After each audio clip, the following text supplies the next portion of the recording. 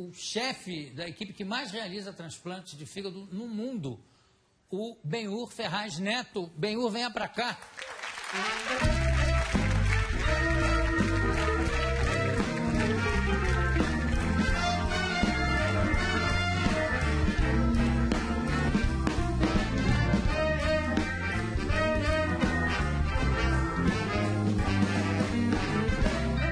Você é tão jovem, quando eu vi a sua fotografia, eu digo, meu Deus, então vai ver que é o avô que eu quero falar. Acho que é comigo mesmo. Obrigado, porque você também é tão jovem, tão famoso, tão conhecido. Não faz assim que eu choro. Você, Benhur. Benhur. Esse nome, então, já entrou para a família no seu avô, é isso? Isso, eu sou neto. Meu pai é Benhur Ferraz Júnior, meu avô era Benhur Ferraz. E o seu filho também vai ser Benhur? Então, eu não tenho filho. Graças a Deus eu tive só meninas. Então, eu estou em casa, mas tem uma delas que diz o seguinte: pai, eu queria que você tivesse colocado meu nome, Benhur. Fulana, Benhur. Marcela, Benhur. Aí a Roberta diz a mesma coisa, a Eduardo a mesma coisa, porque o Benhur ficou uma coisa tão comum em casa, tão familiar, na verdade, pai, avô, que ficou uma coisa interessante para elas. E o problema é que se ela quiser dar para um filho, eu acho que nós vamos ter problema com o genro, né? Pode sair briga. Mas o engraçado é que eu conheço um advogado que é Benhur também. Meu pai. É o seu pai? É o meu pai. Olha, manda um abraço grande para ele. A gente sim. Conheceu há alguns anos. É verdade. E a medicina, como é que entrou na sua vida? Na verdade, eu não lembro de ter tido vontade de fazer alguma outra profissão. Eu não lembro. Mesmo quando criança, a minha vontade era ser médico. Não só brincar de médico, mas era ser médico também. E aí? Começou brincando. Ficou sério. O negócio foi ficando sério. Mas eu tinha algumas pessoas na família que eram exemplos muito fortes. Eu tinha uma tia-avó chamada Carmen Escobar Pires, que se formou em 1921. Então ela casou com a medicina. Ela era uma pessoa muito, assim, muito influente, muito marcante na família. Eu tinha um vínculo muito grande com ela. Tinha um irmão médico. Depois eu tive um tio casado com uma irmã do meu pai, Carlos. E o Carlos também teve uma influência muito forte em toda a vida da gente, como uma pessoa que cuidava da família toda. E eu, como sempre quis ser médico, fui sempre me aproximando deles, me influenciando muito por eles, e acabei resolvendo ser médico. Filho e neto de advogado. Eu costumo dizer que eu não tive QI suficiente para ser advogado, já queria ser médico desde pequeno. Mas fui nessa, e sempre quis fazer medicina, e nunca tive dúvida do que eu queria. Você fez uma brincadeira aí, não tinha QI suficiente para ser advogado, fui ser médico. Existe o caso do médico ter um talento extraordinário para o que faz, apesar de não ter um QI altíssimo? Eu acho que a questão do talento ela é fundamental em qualquer profissão. Se a gente for imaginar, né, e se a gente for ver as pessoas que se destacam em cada profissão, tem não só, obviamente que o QI é uma coisa importante, mas ela não é fundamental. O QI não é fundamental, ele não é fundamental. Acho que se o talento estiver envolvido, até com o QI normal, acho que isso pode até trazer uma repercussão muito mais favorável. Para um cirurgião, por exemplo. Para um cirurgião, por exemplo. O talento é mais importante do que o QI alto. Claro, existem brincadeiras, são piadas de médico, né? Piadas de médico, como o cara vai entrando no elevador e tem 3, então um põe a mão, você já sabe que é clínico. Né? Um põe o pé, você sabe que é cirurgião, porque ele não pode machucar a mão. Né? E um põe a cabeça, você já sabe que é ortopedista. Então, essa questão de QI, ela, na verdade, não depende exatamente do que cada um vai fazer e evoluir. Mas, assim, o talento é uma coisa importante, especialmente na área cirúrgica. Algum tipo de habilidade manual você tem que ter, né? Claro. Existe uma, quer dizer, na ficção, existe sempre o fato do cirurgião estar treinando a dar nó com a mão só. Isso tudo é verdade ou é um pouco... Absoluta verdade. Se você olhasse para a minha cama, no meu quarto, quando eu era acadêmico na Faculdade de Medicina de Sorocaba, e a gente tinha lá a cama com aqueles... ali, a cabeceira. A cabeceira era todinha cheia de fios cirúrgicos, porque é uma coisa de treino. Então, a gente pegava o fio que sobrava da cirurgia, pegava linha mesmo normal, punha ali, amarrava e ficava dando nó com uma mão só, mão esquerda, mão direita, e ia treinando nisso, para ver se na próxima cirurgia que você fosse entrar como aluno, como ajudante, você já tinha um pouco mais de habilidade para dar um nó e seu professor ia gostar de você estar dando nó. Então, assim, isso é absoluta verdade. E os mais habilidosos são os mais chamados para fazer assistência na hora da cirurgia? Não, acho que quando o professor está ainda na fase de... Ainda na fase de estudante, mas que tem algumas coisas que são importantes nisso. Não só a habilidade, mas a disponibilidade. Na questão especificamente da medicina, a disponibilidade é uma coisa fundamental. Você tem que ser uma pessoa disponível.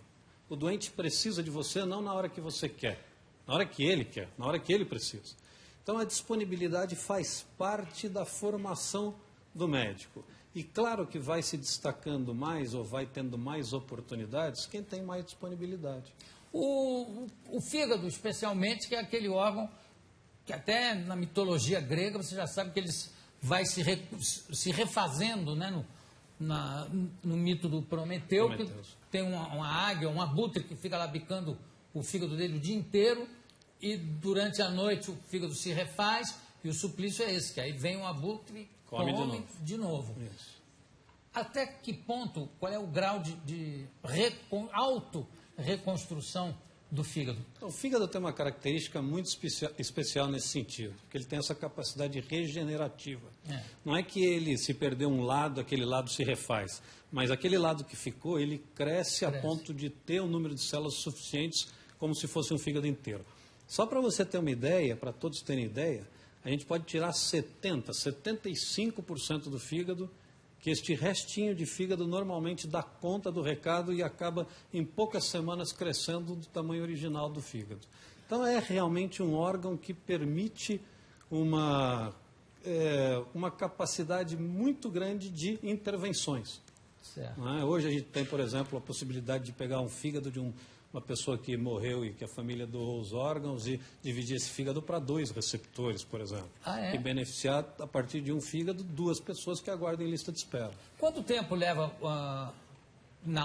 no caso do transplante, que você faz um transplante de uma pessoa morta, como você falou agora, que o fígado dá para 2.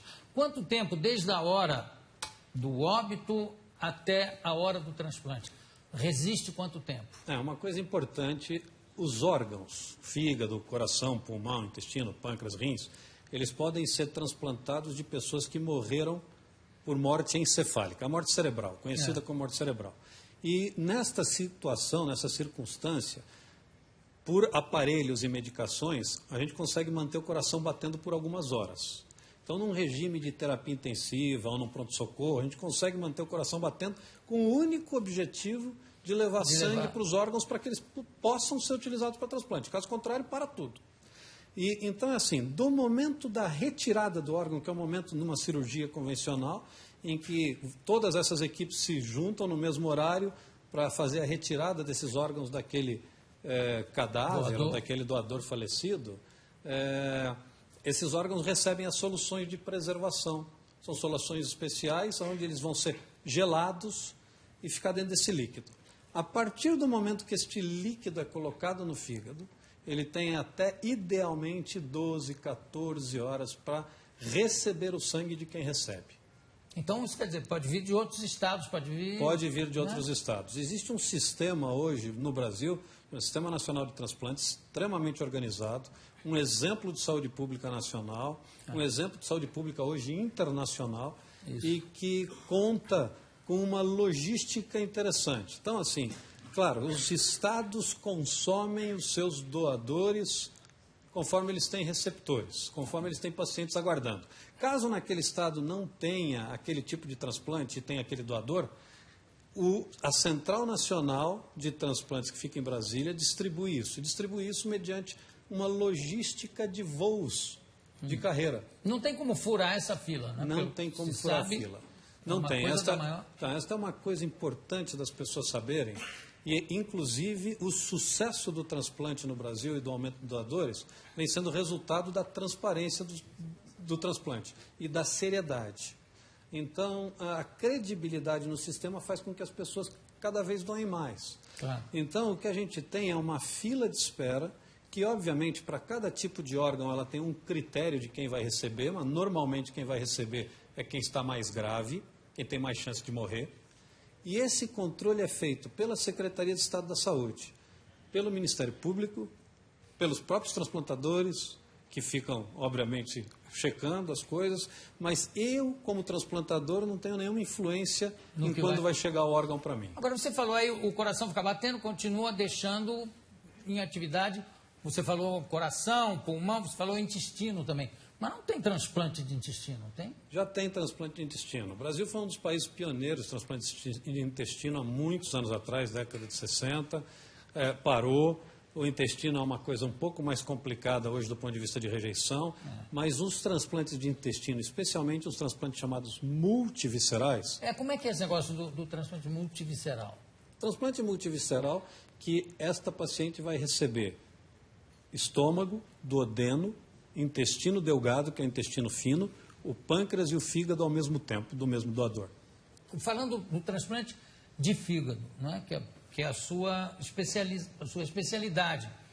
Quanto tempo o transplantado deve ficar no hospital depois do transplante? Quanto tempo deve ficar no hospital? Em média, hoje um transplantado de fígado é uma cirurgia rotineira, mas é uma grande cirurgia, claro. Em média, fica 15 dias no hospital depois do transplante. A recuperação é muito boa. O que acontece é o seguinte, todas as complicações, os sintomas que alguém que tem cirrose, na grande maioria das vezes é quem tem cirrose, e diga-se de passagem, não é cirrose alcoólica, a gente pode até falar sobre isso, mas tem cirrose, as complicações são decorrentes do fígado, decorrentes da doença. A hora que você tira esse fígado inteiro, coloca um fígado novo, que é o transplante, todos aqueles sintomas desaparecem. E esse paciente, que era um paciente numa situação muito grave, água na barriga, uma coisa que chama encefalopatia, treme, não sabe onde está, faz coisas absolutamente distorcidas, não por própria vontade, mas porque o fígado não consegue tirar todas as substâncias que eu estou sentindo tudo isso já, hipocondríaco é terrível. Mas aí... Então... E aí, isso tudo desaparece. E esse paciente passa a ter uma vida normal. A recuperação, obviamente, ela leva, em média, 15 dias de internação. Os primeiros 3 meses são mais trabalhosos, mas habitualmente 3, 4, 5, 6 meses depois, a gente brinca no consultório, chega no ambulatório, no consultório e fala para um outro candidato a transplante, olha para aqueles dois ali e me diz qual foi transplantado. Aí tem um casal, você não sabe dizer qual foi. Agora, doutor, não é melhor o paciente ir para casa o quanto antes possível? Sem dúvida nenhuma. Mas essa é mais uma brincadeira que eu costumo dizer. Eu chego para o paciente e falo, olha, você tem condição de ir embora? Ele fala, mas o senhor me falou que era 15 dias em média no hospital, faz só 6 dias que eu fui transplantado. Eu falei, não, mas você vai embora, e vai embora porque você está bem. Quero te falar o seguinte, o hospital é o lugar mais perigoso do mundo. Ele vira, claro, né, a família, claro, doutor Benhur, tem muita infecção, né? Não, esse é o segundo problema. O primeiro problema é que é o lugar que tem o maior número de médicos por metro quadrado. Então nós temos que dar um jeito de tirar daqui o mais rápido possível. Foge dali correndo. Claro que essa é uma brincadeira. Mas teve alguém que aplaudiu lá. Mas em geral, quer dizer, com 12 dias a pessoa já... Em geral, com 2 semanas está em casa, está bem. São coisas bastante diferentes, porque antes do transplante tem uma série de limitações em alimentação, em condição física, e a alimentação volta a ser uma alimentação totalmente liberada dias depois do transplante. Então, menos se for uma cirrose devido a alcoolismo, mesmo assim a pessoa é candidata ao transplante? Existem regras. Uma delas ele pode ser um candidato a transplante desde que ele tenha abstinência no mínimo de 6 meses com avaliação psiquiátrica ou psicológica. Então, esta é uma coisa bastante importante. O que a gente percebe é que, na grande maioria das vezes, as famílias nos dizem, não, ele voltou a beber, e você, obviamente, comunica isso, suspende, enlista e não transplanta. Tem, obrigatoriamente, que ter 6 meses de abstinência. E esta é uma questão que a gente pode entender da seguinte forma, existe a necessidade de utilizar este recurso, que é um recurso extremamente escasso, que é o recurso do enxerto do fígado. Né? No mundo existe muito menos órgão do que gente que precisa de transplante. Então a gente precisa usar isso para as pessoas que têm um prognóstico bom de sobrevivência e que tenham consciência do que precisa fazer. Tem consciência de tomar remédio, consciência de ir ao médico, consciência, obviamente, de nunca mais beber. Por isso que a cirrose alcoólica não é a indicação mais comum de transplante de fígado, e sim aquela causada pelo vírus da hepatite C. Doutor, e quanto à rejeição? Diminuiu os remédios anti-rejeição? Estão mais sofisticados hoje em dia? Como é que é? Não, melhorou muito. Hoje a rejeição, especialmente no transplante de fígado, não é mais um problema. É raro hoje a gente encontrar um caso de rejeição. Quando existe, é uma rejeição aguda que a gente resolve só com a mudança do nível do remédio, da dose do remédio. Então, assim, rejeição praticamente não faz mais a gente perder um transplante. Mas continua, quer dizer, a pessoa continua existindo no remédio até o fim da vida. Continua no remédio até o fim da vida, mas é um remédio de manhã, um remédio à noite, um comprimido de manhã ou à noite, que serve para como se fosse qualquer outro tratamento crônico. Na verdade, a gente demonstra a importância disso para que essa pessoa possa realmente desenvolver décadas e décadas com aquele fígado com uma vida boa. E o que é importante, que foi importante nos últimos anos, não só a melhor qualidade desses imunossupressores, que são remédios que diminuem a imunidade, quer dizer, a defesa do organismo diminui um pouco, mas o que foi importante foi o aprendizado em lidar com quanto a gente deve diminuir a defesa. Agora, quantos transplantes você faz por semana? Nós fazemos 200 transplantes por ano no Einstein. E o que você está fazendo aqui a essa hora que não está lá transplantando? Eu fiz um agora há pouco. Confesso para você que eu saí agora há pouco de lá e eu tenho uma equipe grande. Claro que não sou eu que faço tudo, essa é uma coisa importante, esse é um trabalho de equipe, não só de equipe médica, como uma equipe multiprofissional. Claro. Mas hoje eu tenho 10 cirurgiões que trabalham junto comigo, 8 clínicos, todos eles trabalham muito e a gente só consegue fazer tudo isso por conta de uma equipe muito grande, muito especializada e de uma infraestrutura tão boa quanto a estrutura do Einstein. Agora, essa equipe faz quantos transplantes por semana? Existe uma... Existe. A gente faz, em média, 18 transplantes por mês, o que dá aí 5 transplantes por semana, talvez um pouco menos, né? 4,5, 5. Isso inclui, obviamente, uma série de condições. Existem transplantes que precisam ser reoperados em algumas circunstâncias, existem as cirurgias necessárias depois do transplante tardiamente, existem complicações dos pacientes que estão em lista de espera, quer dizer, tudo isso faz com que a gente tenha aí, e lembrando, cada transplante teve que ter uma equipe cirúrgica que saiu para ir buscar esse órgão do doador em algum lugar. Na realidade são duas, né? Então são duas equipes prontas, o tempo todo, 24 horas por dia, 7 dias da semana. Então é realmente um trabalho bastante grande, um trabalho bastante, até muito, de muita satisfação, porque a gente vê o resultado, né? Claro. O resultado é fantástico, então a gente vê o resultado. Olha, parabéns, eu quero agradecer demais a sua presença e eu conversei aqui com o Dr. Benhur Ferraz Neto. Muito obrigado, daqui a pouco a gente volta. Parabéns.